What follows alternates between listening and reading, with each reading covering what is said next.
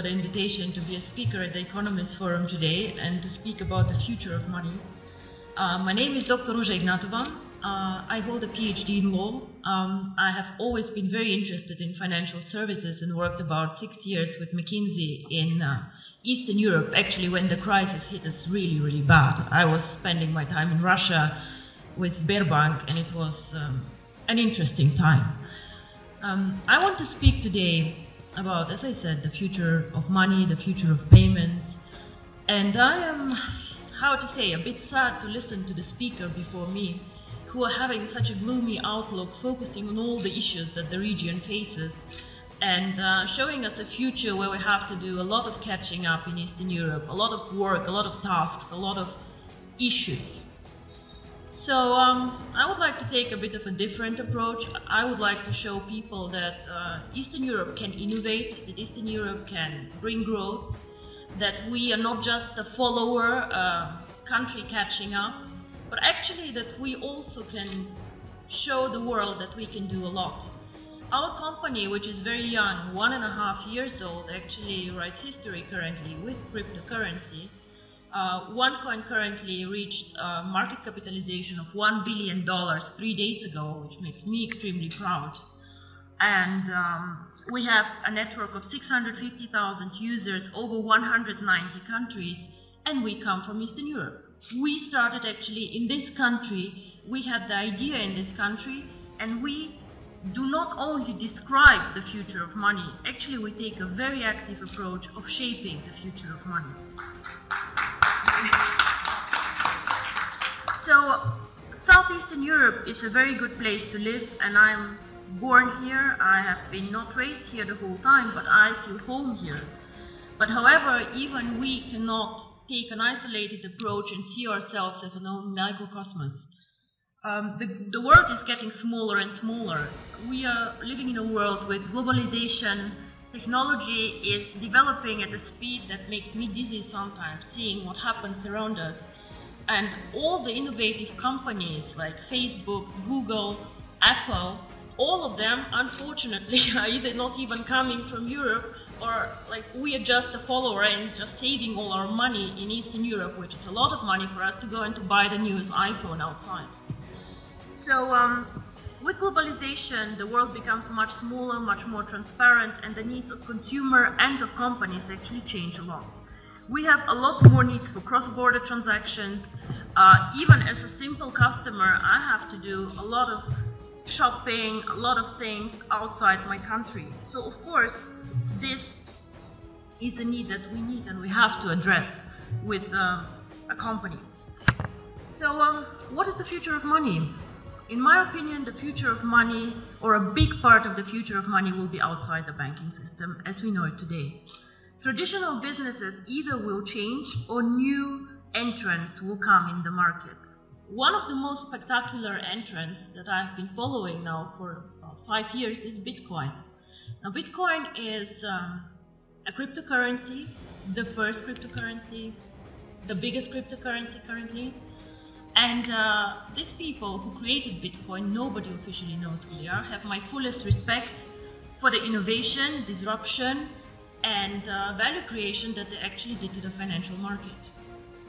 Of course, wherever there's value creation, speculators come, and a lot of turmoil can happen, but these people created something new and something really exciting. Bitcoin and the blockchain technology, which makes financial services independent from governments, independent from regulators even, and independent from banks as we know them, already starts changing the world we live in. However, Bitcoin until now and the more sophisticated cryptocurrencies have been a payment system, an investment system for the either very sophisticated people out there with a very, very solid IT background, for the smart ones, or for the elite who has a lot of money and diversifies their portfolio with a new exotic investment like Bitcoins. The market is still not very big, with a market capitalization fluctuating between 2 and 3 billion, transactions happening every day about 200 million euro. So we still have a lot of potential to grow in the cryptocurrency market, but we see a start. So We have been, or are we still an emerging market? I'm not sure what is politically correct to say, but emerging markets are out there. And we can speak about Latin America, we can speak about Asia, we can speak about Africa, extremely interesting market actually, which is like catching up now. And we can speak about also the small Asian countries. In all these countries, we have an issue that we also had here actually, a lot of people who are underbanked, unbanked, or just forgotten by the big players. Why? Because they're poor, because they have needs that are not that interesting in the transactions, or simply because some of these people do not have proper documents. I have been in countries where people, every one of them has a smartphone, but has no proper ID card. So how do these people bank? I have been in Singapore and seeing Indian people working very, very hard to support families in India. How do these people send money to their families and to their loved ones? Remittance business in Dubai, all the Filipinos working there and pushing economy. What do these people do? What they do is they either go to a bank to do foreign exchange, they go to a Western Union outlet, and they pay high fees. Because why? We as a financial sector charge always most the ones who are the poorest, who are like the ones with the needs that nobody else can serve. If you're an affluent customer, if you have a lot of money, the banks will fight for you. They'll give you cards for free, they'll do their best to make you happy. But the people out there, the mass customers, the ones who actually change the world, the ones who are working for economy, these people are underserved, underbanked, and I believe that cryptocurrency can change their life. And not only me, actually, I think Bill Gates believed the same and said that cryptocurrency can make a huge difference for emerging markets. So, what is really the future of money? I believe that if cryptocurrency is spread out there to the mass market, to people who can be made understand cryptocurrency, and as you say, cryptocurrency sounds very, very complicated, hidden, complex. Can I do it? If we manage to make cryptocurrency actually accessible to people out there who are smart enough to understand a smartphone, who are smart enough to move and to work in an Asian country, if we make it simple, we could become actually the next mass phenomenon, like Google, like Facebook, become a network of active users. Until now, cryptocurrency did not make the leap, in my opinion, because it is not user-friendly, because it's not easy to use for the mass market, and because people perceive it as very difficult. So the person or the company who makes it actually to make cryptocurrency easy to use, accessible in the markets that need it, and this is not the US, gentlemen, this is the emerging markets where people want to work with it, to use it. If we make cryptocurrency not only a tool for speculators and investors to make quick money, but make it usable, if we work on KYC, on documentation, on making it transparent and bringing cryptocurrency to the traditional world, with the regulators, by the way, the US actually government, 4 weeks ago, they said that cryptocurrency is actually in a status equal to commodities. So it means that actually cryptocurrency can be treated like virtual gold. Commodities is gold, is silver, platinum, and apparently bitcoins. So the future of money can be searched, I think, outside the banking system because we are still more flexible. We do not fight the issues that the banks have.